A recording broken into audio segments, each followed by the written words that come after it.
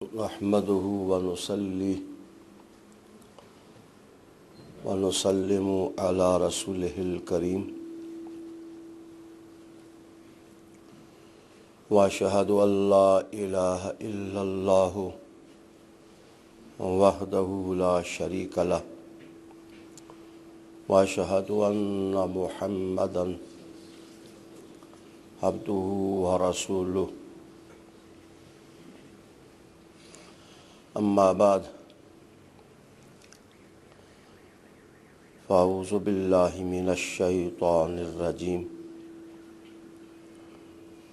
بسم الله الرحمن الرحيم قال الله تعالى في شأن حبيبه محبرا وآمرا إن الله وملائكته يصلون على النبي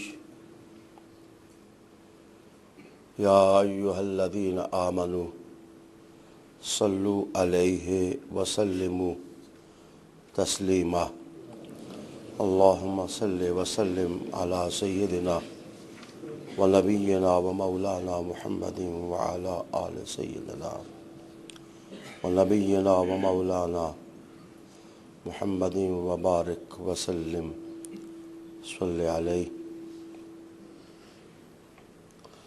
قابل صد احترام سامعین، قرآن حکیم فرقان مجید نے انسانی معاشروں کے بحران اور خرابیوں کو فساد سے تعبیر کیا.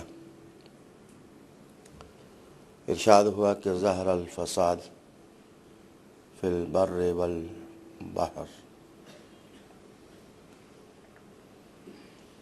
خشکیوں میں اور دریاؤں میں فساد ظاہر ہو گیا.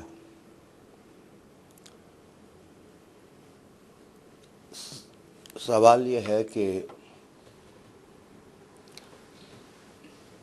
ہمارے دور میں یہ جو افراتفری مچی ہوئی ہے،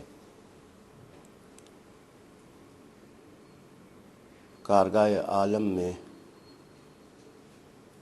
سکون نام کی چیز نہیں ہے. قافلہ انسانیت اجڑا پڑا ہے اور انسان کو لوٹ رہا ہے. قلبی بے چینیاں اور ذہنی اضطرابات انسان کو پریشان کیے ہوئے ہیں.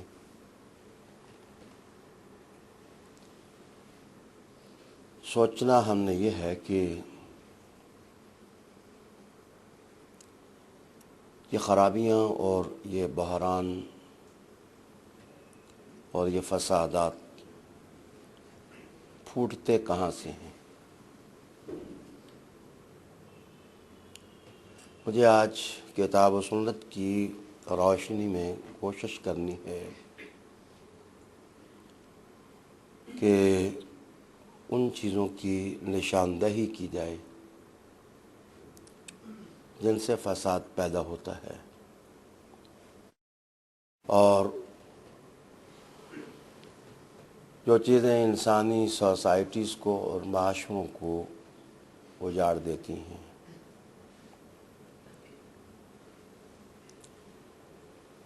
یہ عنوان انسداد جرائم کے حوالے سے انتہائی عام ہے کہ جرائم کا ازالہ کس طرح ہو. چور پیدا کیوں ہوتے ہیں، ڈاکو کیوں پیدا ہوتے ہیں،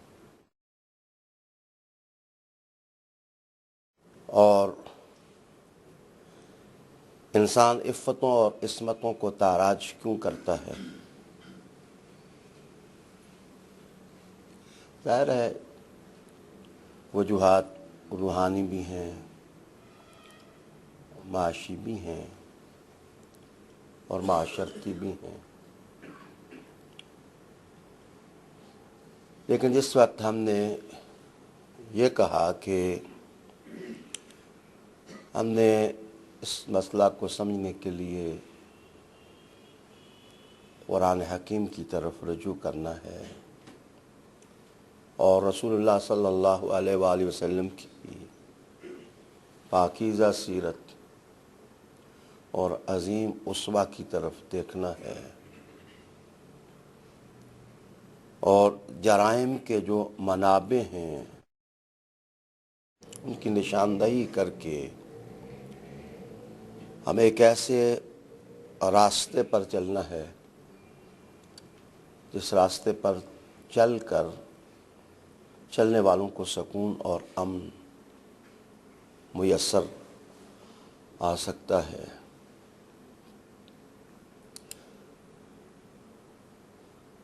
جناب، اگر آپ تجزیہ کریں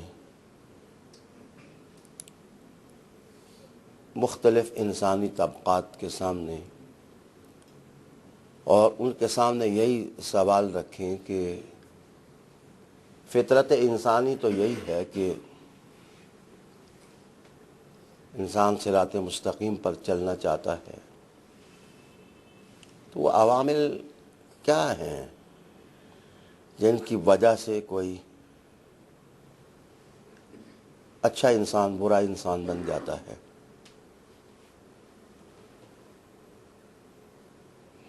نفسیاتی سفر کے یہ دلچسپ پہلو پڑھے لکھے لوگ اور ان پڑھ لوگ اپنی اپنی سطح پر ملاحظہ مشاہدہ کرتے رہتے ہیں، لیکن خیال یہ ہے کہ معاشی انارکی انسان کو جرائم کی طرف لے جاتی ہے۔ میں یہ تو نہیں کہتا کہ صرف یہ اکلوتا ریزن ہے، اس کے بغیر اور اسباب نہیں ہیں، لیکن بہت سارے اسباب میں سے ایک سبب معاشی بدحالی ہے جو انسان کو پسماندہ فکر ہی نہیں کرتی، پسماندہ عمل بھی بنا دیتی ہے۔ میری اس بات کا سرچشمہ بھی رحمت عالم صلی اللہ علیہ وآلہ وسلم کی یہ حدیث ہے جس میں حضور انور صلی اللہ علیہ وآلہ وسلم نے ارشاد فرمایا کہ کاد الفقر ان یکون کفرا، کہ کتنی ہی بار ایسے ہوتا ہے کہ فقر اور غربت انسان کو کفر تک جا پہنچاتے ہیں۔ اپنی گفتگو کی ریڑھ کی ہڈی رحمت عالم علیہ السلام کے اس قول کو اس لیے قرار دیا ہے کہ اگر آپ رسالت مآب صلی اللہ علیہ وآلہ وسلم سے پہلے کی تہذیبوں اور تمدنوں اور معاشروں اور سوسائٹیز کا جائزہ لیں تو اس میں اونچ نیچ، اس میں افراط تفریط اور اس میں حالات آپ کو زیر و زبر دکھائی دیں گے۔ مثلا رومن امپائرز کو اگر آپ پڑھیں تو وہ لوگ نیچے دیکھنے کے لیے تیار نہیں تھے۔ ان کے ہاں دولت مند آدمی صرف اس قابل تھا کہ اس کی عزت کی جائے،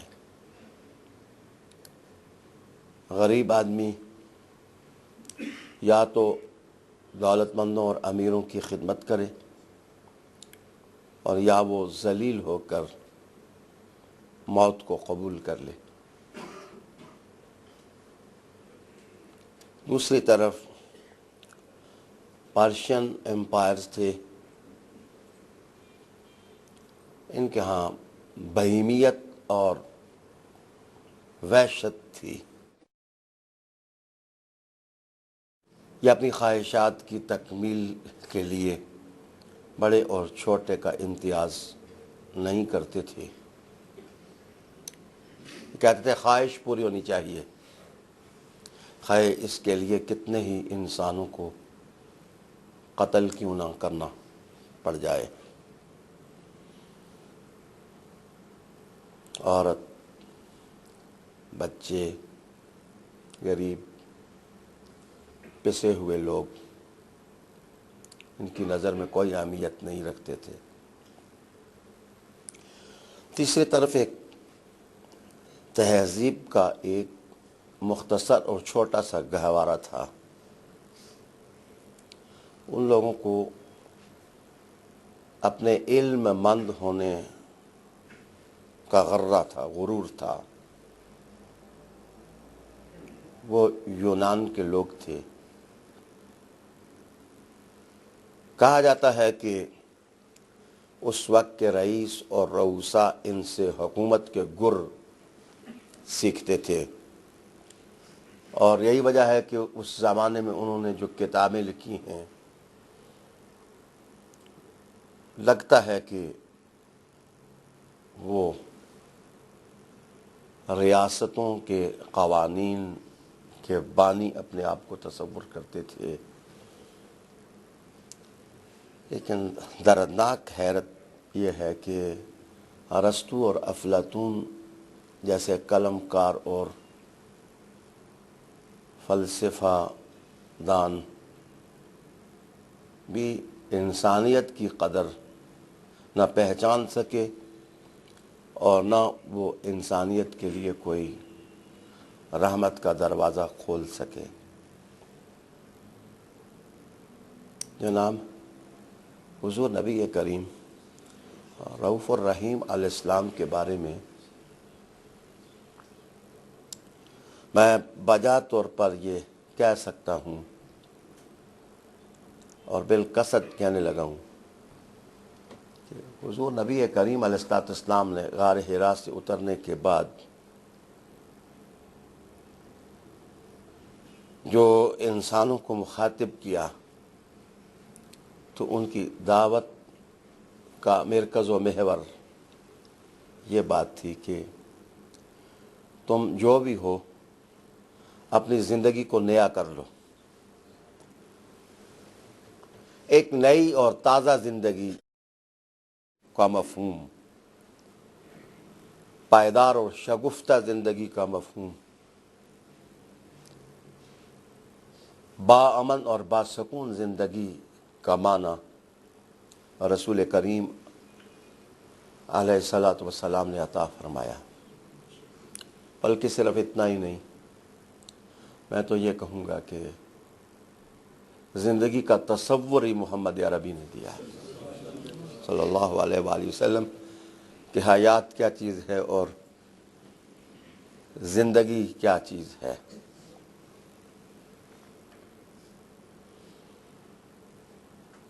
میرے پاس شاید لفظوں کی شہامت نہیں، اتنا وقار نہیں ہے میرے لفظوں میں کہ میں رسول کریم علیہ السلام کا یہ انداز کسی زیبا انداز میں آپ کے سامنے رکھوں، لیکن میں یہ ضرور کہوں گا کہ اس جملے کا معنی آپ نے کیا سمجھا کہ رسول کریم علیہ السلام نے کہا نبی جو بھی ہوتا ہے وہ بکریاں ضرور چراتا ہے۔ جناب یہ ایک مختصر سا جملہ ہے، لیکن اس کے اندر رزق حلال کی جو تڑپ اور رزق حلال کی جو فضیلت اور اہمیت ہے، وگرنہ جس وقت لوگ مخدوم ہو جاتے ہیں اور تاج خدمت اپنے سروں پر رکھ لیتے ہیں، جناب پھر بکریاں چرانا محنت کرنا، رزق حلال کمانا،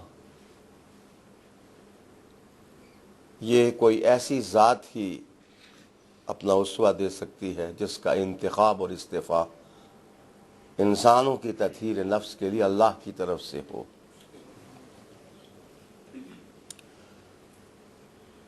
جناب، خیال ہے، اور یہ صرف خیال نہیں، قرآن حکیم کا ایک ٹھوس اصول ہے کہ رسول اللہ علیہ السلام نے اپنی تگ و دو اور جد و جہد، جس میں نظریے کی بالادستی تھی، جس میں توحید کا تصور تھا، جس میں رسالت تھی، جس میں عبادت تھی، جس میں تسبیح تھی، تحلیل تھی، خدا تعالیٰ کے سامنے سجدے تھے، رکوع تھے، لیکن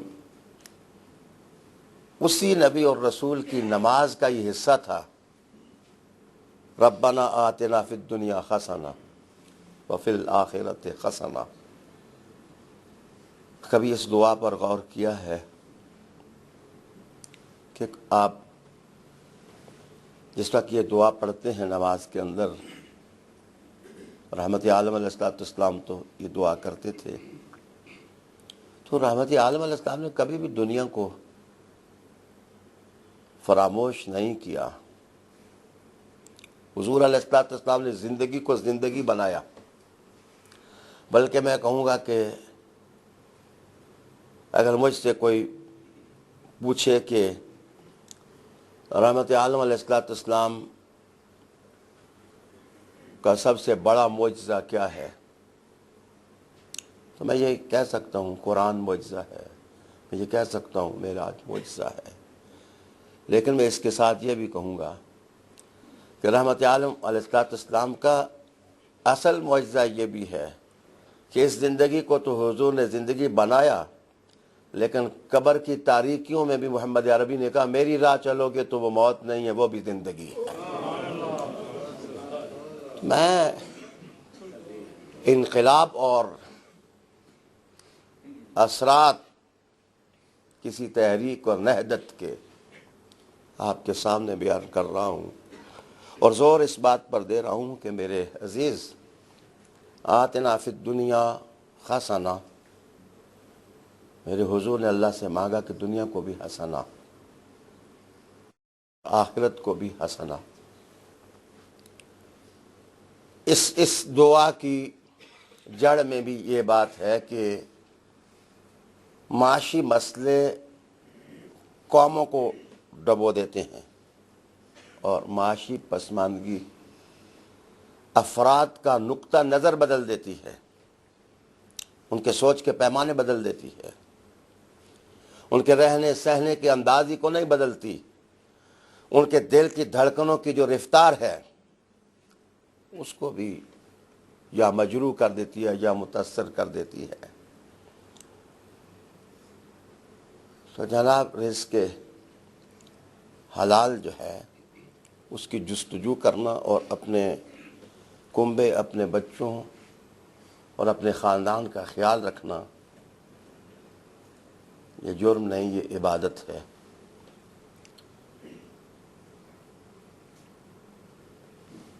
اچھا، میں جمالیاتی سی بات کرنے لگا ہوں۔ یہ صرف بلاغت قرآن حکیم کی ہے یا میرے حضور پاک صلی اللہ علیہ وسلم کی زبان کی ہے کہ بعض اوقات جس وقت حضور نے افکار کو اہم کر کے بیان کیا تو جتنی کوئی فکر قیمتی تھی رسول اللہ علیہ السلام نے عرفوں میں بھی اونچ نیچ نہ کی، بلکہ ان میں مساوات رکھی۔ مثلا اگر آپ دیکھیں لا الہ الا اللہ، تو اس کے جتنے حروف ہیں آپ دیکھیں کہ محمد الرسول اللہ کے بھی اتنے ہی حروف ہیں۔ اس کا مطلب یہ ہے کہ کہیں کوئی عقیدے کی وادی میں چوری کی خاطر اترنے والا بندہ توحید کو اہم قرار دے کر رسالت کو نظر انداز نہ کر دے، یا رسالت کو اہمیت دے کر کے وہ عقیدہ توحید سے بیگانہ نہ ہو جائے۔ تو حرفوں میں مساوات دراصل فکر کی اہمیت کو متعین کرتی ہے۔ جناب، دنیا میں حسنہ اور آخرت میں حسنہ۔ نبی کریم صلی اللہ علیہ وآلہ وسلم نے جتنی اہمیت آخرت میں حسنہ کو دی، اتنی اہمیت رسول کریم علیہ السلام نے دنیا میں اس دنیوی زندگی کو حسنہ بنانے پر دی، اور صاف طور پر ارشاد فرما دیا کہ فقر اور غربت جو ہے وہ انسان کو کفر تک پہنچا دیتی ہے۔ زندگی میں معاشی منصوبہ بندی اتنی اہمیت رکھتی ہے جتنی نمازوں کے بعد آپ عبادت کو آپ منظم کرنے کی فکر رکھتے ہیں۔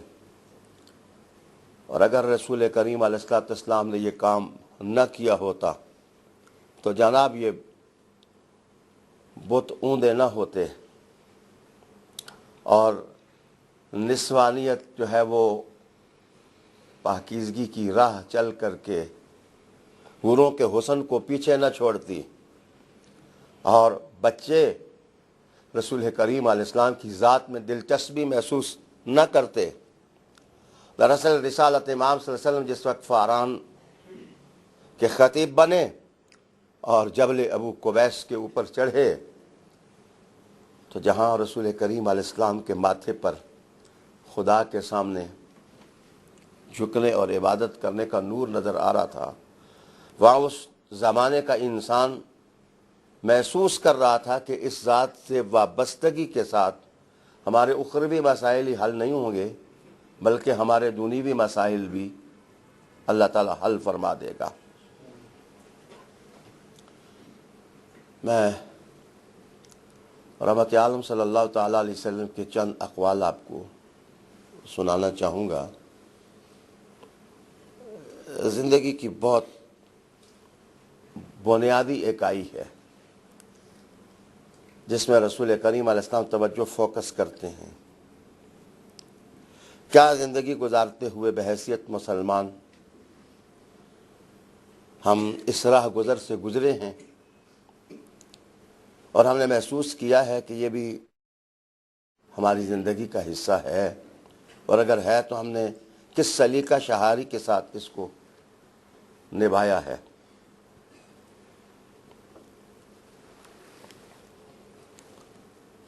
حضرت ابن عباس رضی اللہ تعالی عنہ ارشاد فرماتے ہیں،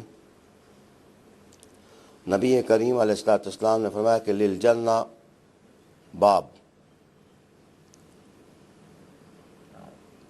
جنت میں ایک دروازہ ہے، یقال لہ باب الفرق، اس دروازے کا نام ہے خوشیوں کا دروازہ۔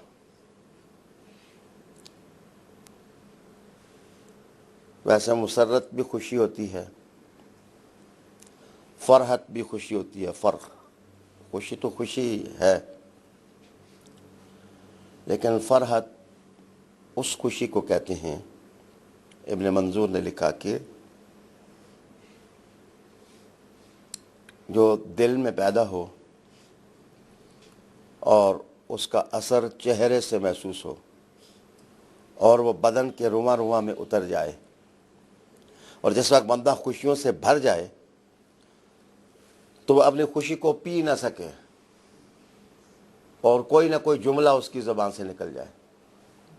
مثلا آپ کہتے ہیں سبحان اللہ، آپ کہتے ہیں الحمدللہ، آپ کہہ دیتے ہیں، تو جس وقت خوشی انسان کی ادا میں آ جائے اور خوشی جس وقت انسان کی زبان میں آ جائے، چہرے سے محسوس ہو، آنکھوں سے ٹپکے، پیشانی سے عیاں ہو، رواں رواں کے نیچے ڈیرا جما لے، لفظ بن جائے، بول بن جائیں، تو اس کو بولتے ہیں فرحت۔ مثلا قرآن مجید نے کہا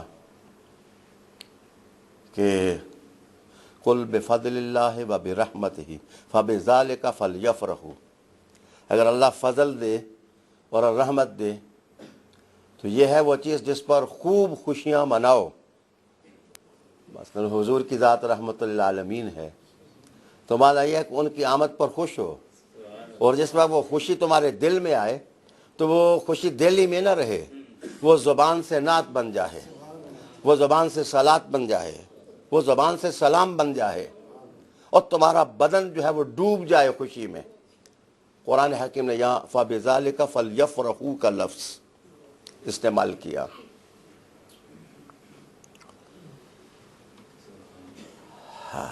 یہ حسن اتفاق کہوں یا سوء اتفاق کہوں، ویسے ہی مقاربت موضوعی ہو گئی ہے۔ میرا ارادہ نہیں تھا کوئی کہ فَبِذَلِكَ فَلْيَفْرَحُوا پر خوشیوں کے اظہار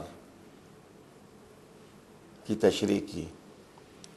ادھر حدیث شریف میں رسول کریم علیہ السلام نے فرمایا کہ للجنہ باب یقال لہو باب الفرخ، جنت میں ایک دروازہ ہے جس دروازے کا نام ہی جشن والا دروازہ ہے، وہ خوشیوں والا دروازہ ہے۔ گویا غمگین بندہ اس دروازے سے نہیں داخل ہوگا، خوش بندہ داخل ہوگا۔ ویسے بھی جنت میں غم کا کیا کام ہے، جنت تو ہے ہی وہ جہاں سکون ہی سکون ہو، لیکن پھر اس سکون کی جگہ بھی جو خوشیوں کا دروازہ ہے، آپ خوشیوں کا اندازہ لگائیں کہ کتنی غیر متناہی خوشیاں ہیں جو اللہ سبحانہ نے اس باب میں رکھی ہیں۔ اور پھر میں نے جس کو کہا تھا کہ یہ حسن اتفاق ہے یا سوء اتفاق ہے، 12 ربیع الاول شریف کو میں کچھ نہیں کہتا، لیکن میں صرف بدقسمتی کہتا ہوں کہ کچھ مسلمان رحمت عالم صلی اللہ تعالی علیہ وسلم کی آمد ولادت کی خوشیوں میں حضور پر درود و سلام کے نغمے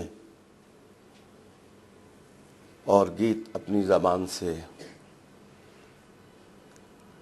اپنے محبوب کے حسن کی نظر کر رہے ہوں، اور کچھ سرسراتی گولیاں آئیں اور وہ کچھ لوگوں کی چھاتیوں میں پیوست ہو جائیں، اور دوسرے دن میں اخبار میں پڑھوں کہ جو لوگ جن کی لاشیں شہدائے محبت کی اٹھائی گئیں ان میں ایک 7 سال کا بچہ بھی تھا۔ ہمیں آج نہیں تو کل سوچنا ہوگا کہ یہ افراط تفریط، یہ اعتدال کو کھا جانے والی چیزیں اور وحشی انسان کو بنا دینے والی چیزیں کیا ہیں، کیوں انسان ایسے کرتا ہے؟ تو ترس تو ہر لاش پر آنا ہی چاہیے، لیکن جس وقت معصوم بچے کفن پہن کر کے وہ کیمرے کی آنکھ کے سامنے پوری قوم دیکھے تو ماتم کس چیز کا کیا جائے؟ میں کہتا ہوں کہ معصوم پھولوں کے اجڑنے کا ماتم نہیں ہے، بلکہ انسانیت اور آدمیت کے تاراج ہونے کا ماتم ہے کہ اس زمانے کا انسان کس قدر احمق ہو گیا اور بے وقوف ہو گیا کہ وہ اپنی دل کی بھڑاسیں نکالنے کے لیے، فرسٹریشنز دور کرنے کے لیے اس نے کیسے راستوں کا انتخاب کر لیا۔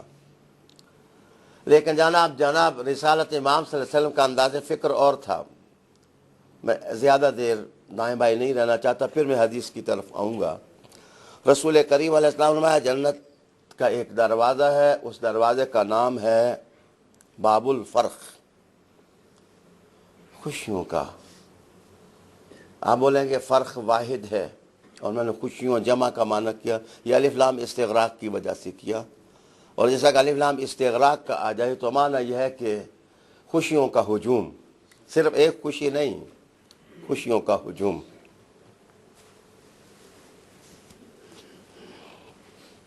آگے نبی علیہ السلام نے فرمایا کہ اس دروازے سے کوئی شخص داخل نہیں ہوگا، لا يدخل، اس دروازے سے کوئی نہیں داخل ہوگا، الا من فرخ الصبیان، مگر اللہ اس آدمی کو داخل کرے گا جو چھوٹے بچوں کو خوش کرے گا، چھوٹے بچوں کو جو خوشیاں دے گا، خوش کرے گا۔ میرے حضور نے فرمایا کہ اللہ تعالیٰ اس کے لیے جو باب الفرق ہے اس کو کھول دے گا۔ تضاد نہیں ہونا چاہیے، سوچ میں اور عمل میں اور تاریخ میں کنٹرڈکشن نہیں ہونی چاہیے۔ ایک طرف میں نے آج یا کل کوئی انگریزی اخبار پڑھا تو میری حیرت کی انتہا کہ میں نے پڑھا کہ امریکہ میں ایک کتا ہے، وہ جو کتا پالنے والا شخص ہے اس کا $20,000 کا موتی کھا گیا۔ وہ اس میں کوئی ہیرے اور کوئی جواہر کا وپاری تھا، تو کتا اس نے رکھا ہوا تھا، اس پر اس نے $10,000 کی دوائیاں استعمال کی، کتے کو دیں کہ وہ موتی جو ہے وہ کیا کر کے اگل دے، یا وہ بول و براز کے راستے سے وہ اس کو اگل دے۔ اور پھر جناب وہ ہاتھ مارتا رہا اس کے فضلات میں کہ شاید اس میں موتی مجھے وہ مل جائے، اور حکومت نے اس کو کہا کہ اس کو تم کل نہیں کر سکتے، کتے کو تم مار نہیں سکتے، اس لیے یہ بے شک تمہارے موتی کی قیمت $20,000 ہے، لیکن کتا شفقت کا اور محبت کا متقاضی ہے۔ میں اب کیا کہوں، یہ سوچوں کا تضاد نہیں ہے کہ ایک طرف تم $20,000 کا موتی ضائع کر دو، کہو کہ کتے پر شفقت ہونی چاہیے، اور آج جو مسلمانوں کے بچے تم اپنی سازشوں کے ساتھ ان کے وجود کے پرزے اڑا رہے ہو، بازاروں میں بم دھماکے ہو رہے ہیں، مجبوریوں کے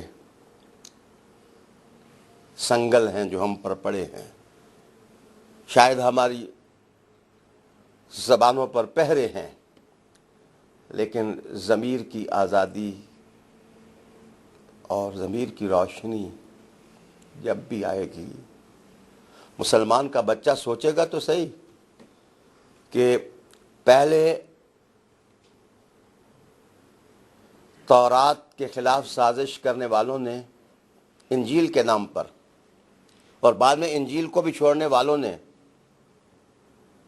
مسلمانوں سے اپنے دشمنوں کو رشیا میں مروایا، پھر اس کے بعد اس پوری قوم کو مروانے کے لیے مسلمانوں کو پھر اپنا اعلی کار بنانے کی تجویزیں، اور میں تو کم از کم اپنی قوم سے کہوں گا کہ کل کوئی اور قوم بھی تو تیار کر رکھی ہوگی جس سے تمہیں مروائیں گے، تو وہ دردناک وقت آنے سے پہلے میں اپنے موضوع کے مطابق یہی کہوں گا کہ کنٹرڈکشن نہیں ہونے چاہیے کہ تم سانپوں کے بچوں سے تو تم کہو کہ ہم بڑے رحم والے ہیں، اور تم مینڈکوں کے بچوں کے ساتھ تو تم شفقت کرو، اور مسلمانوں کے بچوں کا صرف یہ قصور ہو کہ وہ لا الہ الا اللہ محمد الرسول اللہ پڑھتے ہیں، انداز فکر جو ہے وہ بدلنا ہوگا، اور مسلمانوں کو بھی خود فراموشی کی دلدل میں نہیں پھنسنا چاہیے، ان کو ضمیر کی آزادی کے ساتھ سوچنا ہوگا۔ لیکن بچہ کسی کا بھی ہو اور زندگی کسی کی بھی ہو اور کوئی بھی قاتل ہو، اسے زندگی کو قیمت دینی چاہیے، اور اپنے دل کی بڑھاسیں جو ہیں وہ نکالنے کے اور راستے تلاش کرنے چاہیے۔ جناب والا رسول کریم علیہ السلام نے فرمایا کہ جنت کا ایک دروازہ ہے، اس میں صرف وہ آدمی داخل ہوگا جو بچوں کو خوش کرے گا۔ تو آپ کے چھوٹے چھوٹے نونہال معصوم جو آپ کے گھر میں پلتے ہیں، جس وحشت کے ساتھ ہم ان کی تربیت کرتے ہیں، گالی گلوچ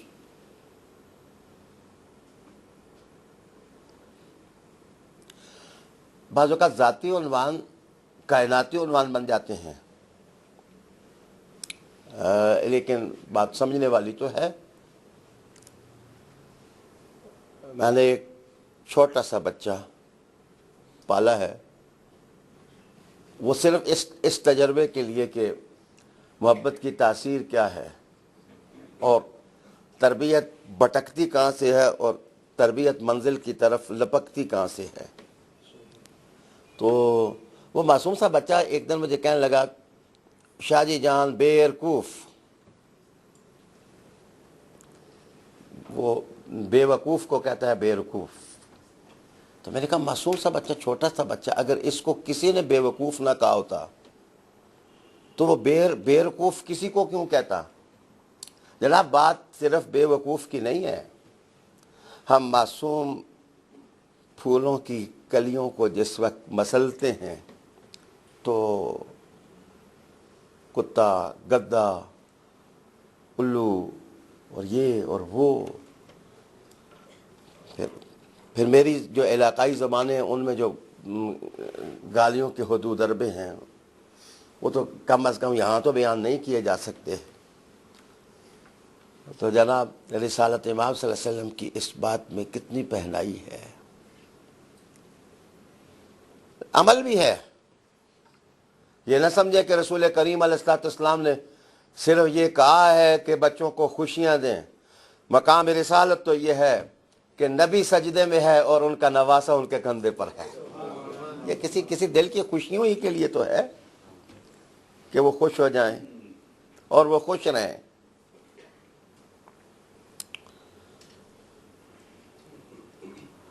اللہ اکبر۔ رسول کریم صلی اللہ علیہ وآلہ وسلم کی ایک اور حدیث، بچی اگر ہو تو پھر یہ تو بچہ ہے، اگر بچی ہو تو پھر رسول کریم علیہ السلام نے فرمایا کہ اگر کوئی شخص اپنی بچی چھوٹی ہو اس کو پیار دے دے،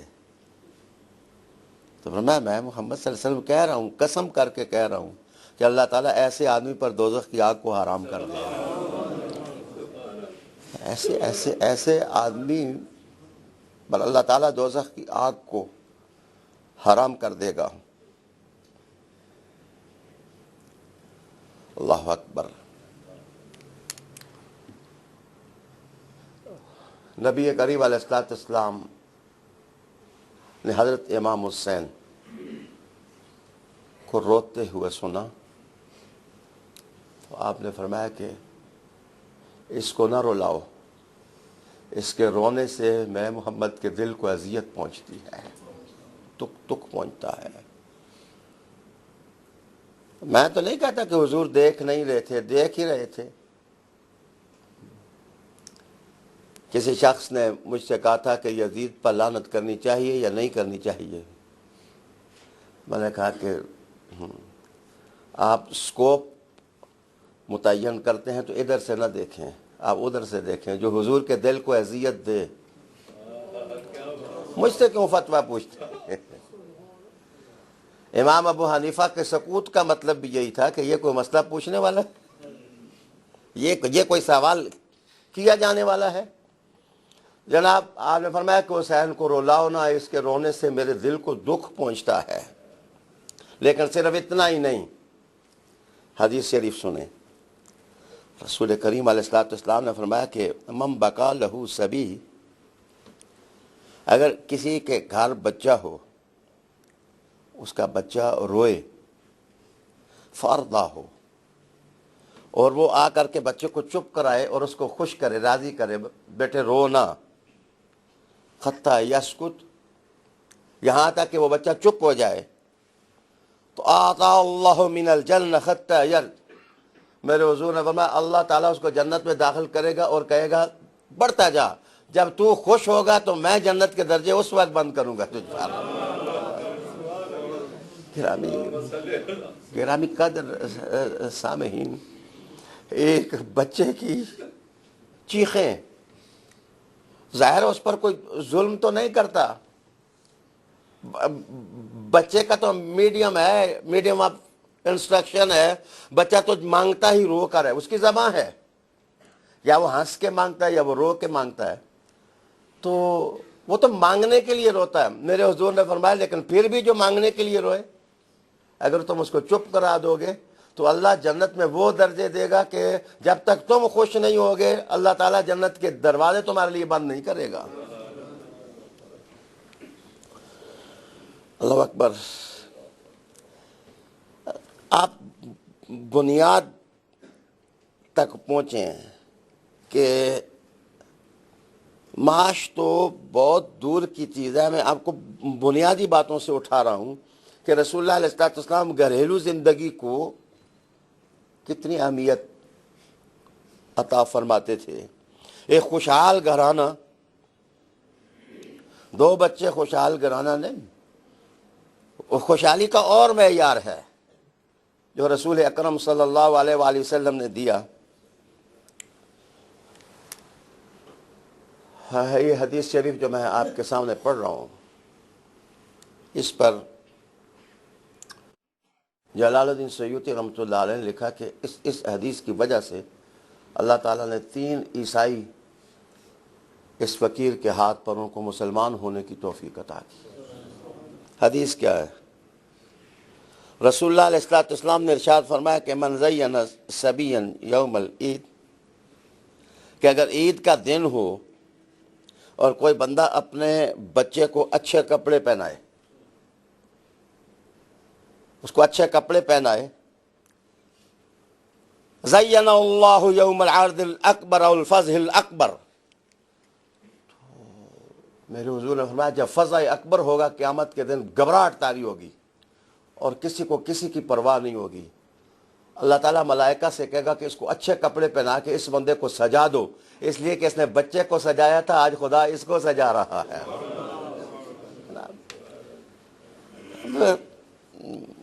بیس تک بھی ہر عیسائی ہونی چاہیے کہ مقصود تعلیم رسالت کیا ہے، کہ آپ اس سے اندازہ لگائیں نا، صرف خوش کرنے کا یہ مقام ہے، ان کو کھانا کھلانے کا مقام، ان کو روٹی کھلانے کا مقام، ان کے رزق کا بندوبست کرنا، ان کے لیے تگ و دو کرنا، ان کے رزق حلال کی کمائی کے لیے نکلنا، لیکن صرف بس نیت تھوڑی سی سجانی ہوگی کہ ہم جو کچھ کر رہے ہیں حضور کی سنت پر کر رہے ہیں۔ اللہ اکبر، اللہ اکبر۔ ایک شخص نے رسول اللہ علیہ السلام سے پوچھا کہ وہ آدمی جو اپنے بچوں کے لیے محنت مزدوری کرتا ہے، یا رسول اللہ صلی اللہ علیہ وسلم اس کا مقام کیا ہے، اس کو اللہ عز سبحانہ کیا دے گا؟ اللہ اکبر۔ رسول کریم علیہ السلام من کان فی مصر من الامصار، اگر کوئی بندہ شہروں میں سے کسی شہر میں ہو، وَيَعْمَلْ لِعَيَالِهِ، اور وہ مزدوری کرے اپنے بچوں کے لیے تاکہ میں اچھا رزق کما کر کے میں ان کو کھلاؤں، اللہ اکبر، فی عسرہ و یسرہ، خواہ تنگ دست آدمی ہو یا وہ خوشحال آدمی ہو، فی عسرہ و یسرہ، خوشحال آدمی اپنے حالات کے مطابق، تنگ دست آدمی اپنے حالات کے مطابق، جا یوم القیامہ مع النبیین، رسول کریم علیہ وسلم قیامت والے دن یہ بندہ جو ہے وہ نبیوں کے ساتھ اٹھایا جائے گا۔ تھوڑا سی پھر رسول کریم علیہ السلام نے بیچ میں اصلاح بھی فرما دی، لا اقول یمشی مع النبیین ولکن فی منزلتہم، رسول کریم علیہ السلام میں یہ نہیں کہتا کہ وہ نبیوں کے ساتھ برابر چلے گا، میں یہ کہتا ہوں کہ جدھر نبی ہوں گے وہ ادھر ہی ہوگا، وہ ادھر ہی ہوگا۔ ظاہر ہے انبیاء علیہ السلام کا مقام تو بہت بہت بہت بلند مقام ہے۔ اس سلسلے کی کہ جو آپ معاشی جد و جہد کرتے ہیں، محنت کرتے ہیں، اس کا مقام ہے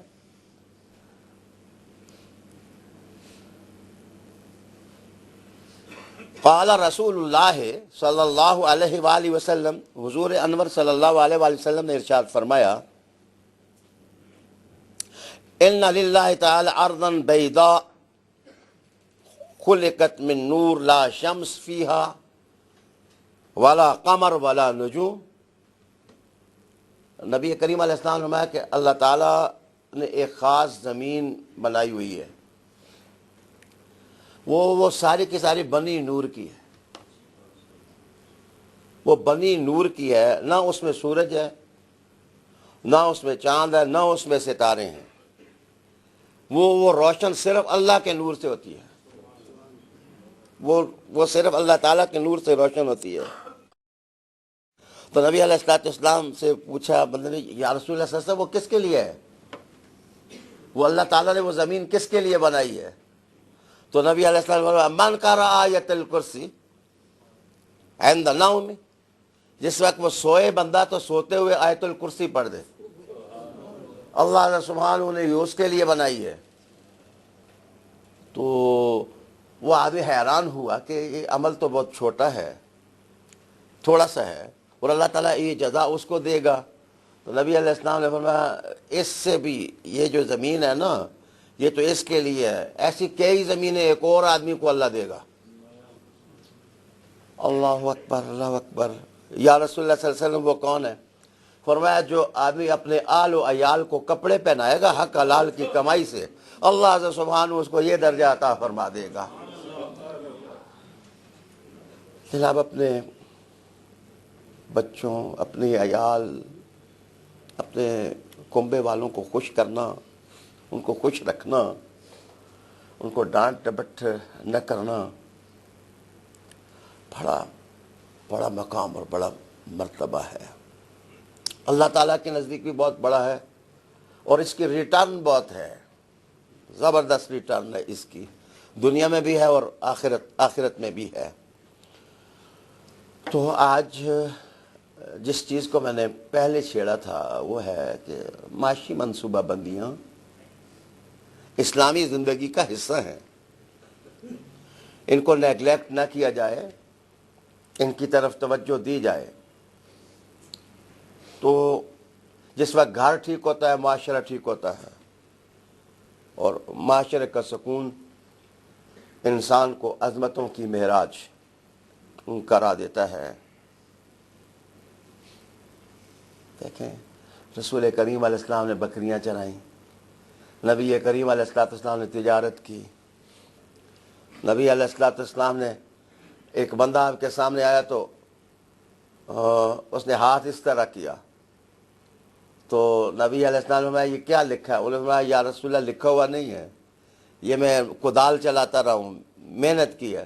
تو حضور علیہ السلام نے اس کا ہاتھ پکڑ کے چوما بھی اور اپنی آنکھوں پر رکھ لیا، اور پھر فرمایا، الکاسب حبیب اللہ، جو آدمی محنت کرتا ہے وہ اللہ تعالیٰ کا حبیب بنتا ہے۔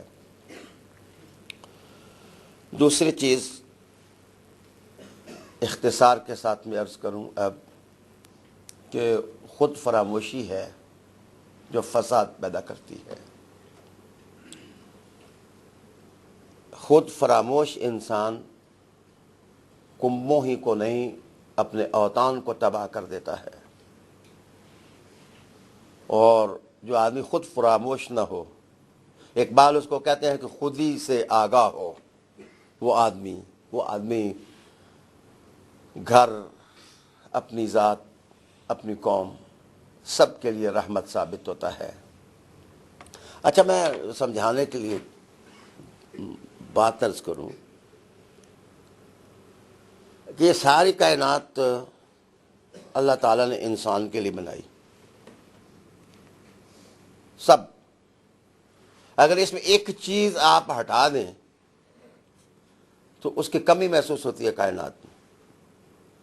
مثلا سورج اللہ تعالیٰ نے پیدا کیا انسان کے لیے، اگر سورج طلوع نہ ہو تو پتہ چلتا ہے کہ سورج طلوع نہیں ہوا۔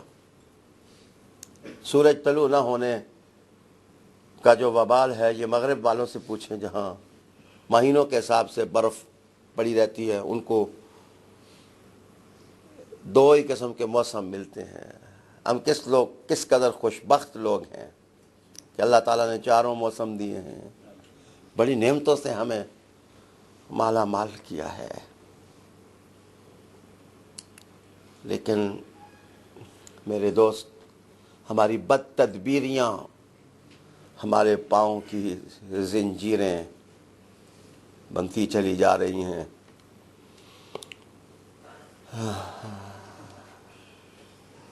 دفعتاً میرا خیال پتہ نہیں کہاں پہنچا، وہ جو واقعہ آپ نے سنا حدیث میں کہ جیسا جنگ احزاب ہوئی تو حضرت مبارز 3 آدمیوں نے خندق کراس کی، ایک ابو جہل کا بیٹا اکرمہ تھا، ایک خطاب کا بیٹا درار تھا، اور ایک وہی عامر بن عبد ود، بڑا پہلوان۔ اور مبارزت کے دعوت کی کون ہمارا مقابلہ کرے گا؟ جی 3 دفعہ حضور نے فرمایا کون کوئی نہ اٹھا۔ 27 سال کے مولا علی کرم اللہ وجہ الکریم اٹھے۔ جس وقت مقابلے میں نکلے تو اس شخص نے پوچھا کہ آپ ہیں کون؟ تو آپ نے فرمایا کہ میں علی بن ابی طالب۔ ہم نے فرمایا تو بطخاک کے شیخ ابو طالب کا بیٹا ہے؟ نے کہا ہاں میں شیخ ابدخ کا میں بیٹا ہوں۔ نے کہا کہ مجھے تم پر ترس آ گیا ہے۔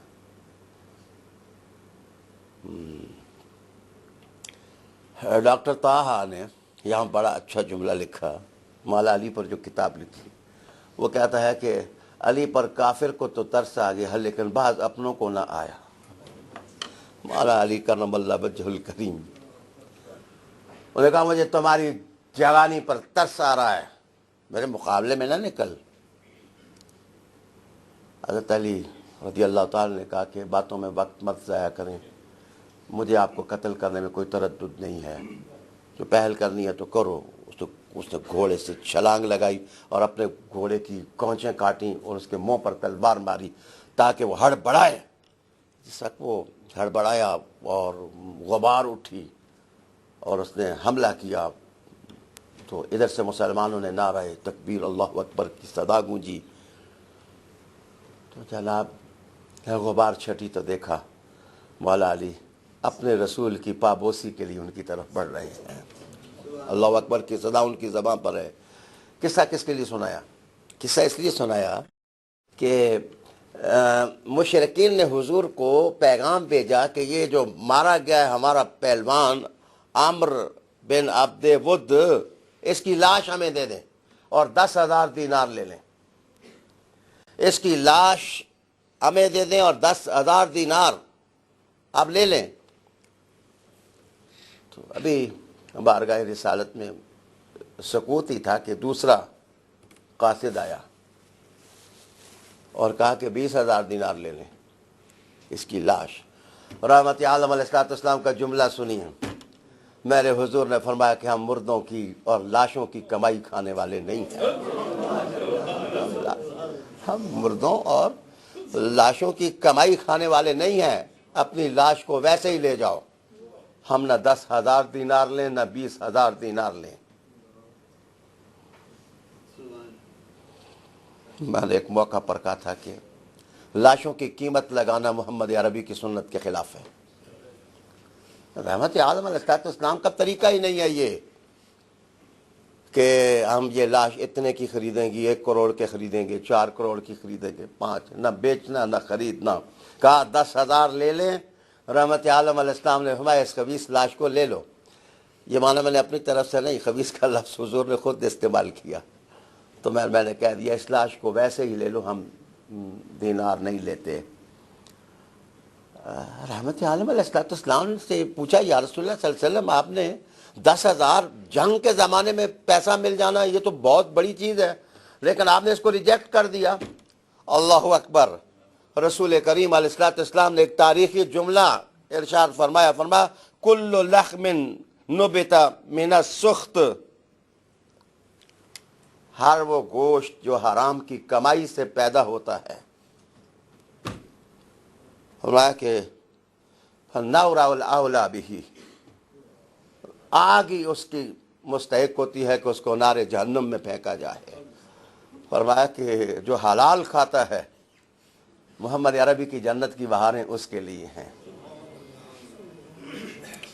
ویسے بھی میں میرے پیارے آپ کو بتاؤں ایک مثال دے کے کہ یہ بلڈ ہے نا، یہ بلڈ کے گروپ ہیں، اے بی پازیٹیو ہے، اے پازیٹیو ہے، یہ اے نیگیٹو ہے، بی نیگیٹو ہے، او پازیٹیو ہے، او نیگیٹو ہے۔ میں ایک بات آپ سے پوچھنے لگا ہوں کہ اگر بی پازیٹیو گروپ والا بندہ ہو نا، اس کو آپ او مائنس خون لگائیں وہ نہیں لگتا، ریپلس کر دے گا اس کو، وہ ریجیکٹ کر دے گا کہ یہ میری رگیں یہ خون قبول نہیں کرتی ہیں۔ اور اگر جو نیگیٹو والا اس کو پازیٹیو لگا وہ اس کو ریجیکٹ کر دے گا، یہ خون ہم قبول نہیں کرتی۔ محمد عربی نے کہا جو حلال والے رسول کے ہیں وہ حرام کو قبول ہی نہیں کر سکتے ہیں نا، وہ ان کی رگوں میں جا ہی نہیں سکتا۔ تو رحمت عالم علیہ السلام کل لحم نبت من السخط فالنار اولا به، او کما قال النبی علیہ السلام۔ واپس میں آپ کو بتا رہا تھا کہ سورج اگر ایک دن طلوع نہ ہو تو پتہ چلتا ہے سورج نہیں ہے، اگر چاند نہ آئے رات آپ باہر نکلیں تو سمجھ آتی ہے کیا چاند نہیں ہے، کہ انسان کے لیے جو کچھ بنایا گیا ہے اس میں آج کمی محسوس ہوئی ہے۔ تو میں آج پوچھنے لگا ہوں اگر انسان بیچ میں سے اٹھ جائے تو کوئی فرق نہیں پڑتا، باقی ساری کائنات جو اس کے لیے بنائی گئی ہے اگر ایک چیز بھی نہ ہو تو محسوس ہوتا ہے کہ آج یہ چیز نہیں ہے، لیکن انسان اٹھتا رہتا ہے جاتا رہتا ہے، لیکن ہے یہ مخدوم۔ اللہ اکبر۔ یا بدر الدین عینی نے لکھا کہ ہوتا ہے محسوس لیکن عام انسان محسوس نہیں ہوتا، دنیا سے نکل جائے۔ فرمایا وہ انسان محسوس ہوتا ہے جس کے قدم محمد عربی کے قدم پر آ گئے اور ان کی اطاعت کا قلادہ اپنے گلے میں پہن لیا اور اس نے اپنے آپ کو پہچان لیا کہ میں خلیفہ بنایا گیا ہوں، وہ نفوذ احکام میں سری ہو گیا، وہ نظام مصطفیٰ کا مطلب سمجھ گیا۔ فرماتے ہیں وہ جس وقت دنیا سے اٹھتا ہے تو مرتا نہیں ہے۔ غریب نواز کوئی مرے ہیں، عبد القادر جیلانی کوئی مرے ہیں، وہ کل بھی زندہ تھے آج بھی زندہ ہیں۔ تو کیریکٹر کبھی فنا نہیں ہوتا۔ مسلمانوں، دوسری چیز جو بحران اور فساد کو پیدا کرتی ہے وہ خود فراموشی ہے، وہ خود آگاہ نہ ہونا ہے، اپنے مقام کو نہ سمجھنا ہے۔ تیسری چیز اختصار کے ساتھ کہ غلط صحبت جرائم پیدا کرتی ہے اور اچھی صحبت عزائم پیدا کرتی ہے، اور صحبت کا نظام سوائے صوفیاء کرام کے اور کہیں ہے ہی نہیں ہے۔ اور آپ کہیں گے آپ نے تو کہا تھا کہ قرآن حکیم سے استدلال کروں گا، تو قرآن حکیم میں صحبت کا لفظ تو استعمال ہوا ہے کہ ابو بکر صدیق رضی اللہ تعالیٰ عنہ اذ یقول لصاحبہ، جب رسول کریم اپنے صحبت کرنے والے ابو بکر سے کہہ رہے تھے لا تحزن ان اللہ معنا، آپ غمگین نہ ہوئیے بے شک اللہ ہمارے ساتھ ہے۔ جناب علی، صحبت انسان کو بناتی ہے اور بیڈ سوسائٹی انسان کو تباہ و برباد کر دیتی ہے۔ اس زمانے میں مسلمان باعروج رہے ہیں جس زمانے میں ان کا معاشرہ اچھی صحبتیں فراہم کرتا تھا۔ آج میں نے کوشیریہ پڑھا، داتا علی اجمیری رحمۃ اللہ علیہ تعالیٰ کو پڑھا، کشف المحجوب کو پڑھا۔ زیادہ تو اب میں طویل بات نہیں کروں گا۔ ابراہیم بن ادم کے پاس ایک صاحب آئے کہ میں آپ کی صحبت میں رہنا چاہتا ہوں۔ انہوں نے فرمایا رہو۔ 5 سال آپ کی صحبت میں رہا۔ 5 سال کے بعد وہ کہنے لگا حضور اب وطن یاد آیا ہے تو اجازت ہو جائے انہوں نے کہا اجازت ہے. انہوں نے کہا اگر مہربانی فرما کر کوئی میرا عیب بتا دیں، میں آپ کے پاس جو رہا ہوں. تو انہوں نے فرمایا نہیں، اللہ نے آپ کو بڑا خوبصورت بنایا ہے، آپ کے اندر کوئی عیب نہیں ہے. حضرت ابراہیم علیہ السلام نے کہا کہ آپ میں کوئی عیب نہیں ہے. تو انہوں نے کہا کہ یہ تو ہو نہیں سکتا، انسان ہوں. ابراہیم بن ادم نے کہا جو ہماری صحبت میں آئے ہم اس کا عیب نہیں دیکھا کرتے ہیں، اس سے محبت کیا کرتے ہیں، اس سے پیار کیا کرتے ہیں.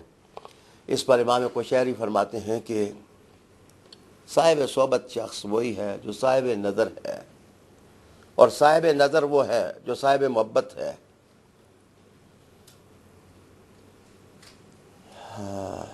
پتہ نہیں یار، اللہ تعالیٰ معاف کر دے، میری کرٹیسزم کنٹمپریری نہ ہو جائے. یعنی میں ایک سیدھی سادھی بات کر رہا ہوں تو اس کا معنی جو ہے وہ کسی خاص اینگل سے نہ لیا جائے. لیکن یہ ہمارا انداز تبلیغ ہے. آپ کے پانچے ٹھیک نہیں ہیں، آپ کا امامہ ٹھیک نہیں ہے، آپ کے پاؤں کے درمیان انگلیاں ٹھیک نہیں ہیں، پوری 4 ہونی چاہیے. آپ نے شلوار کو ادھیڑا کنجا کیوں ہے، آپ نے یہ کام کیوں کیا ہے، وضو کرتے ہیں چھینٹے آپ نے اڑائے ہیں. یہ بھی انداز تبلیغ ہے. میں نے تو اس کو کچھ بھی نہیں کہا.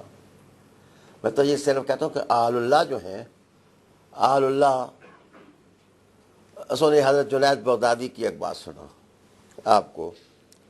حضرت جنید بغدادی فرماتے ہیں کہ میں صوفیاء کی صحبت میں گیا.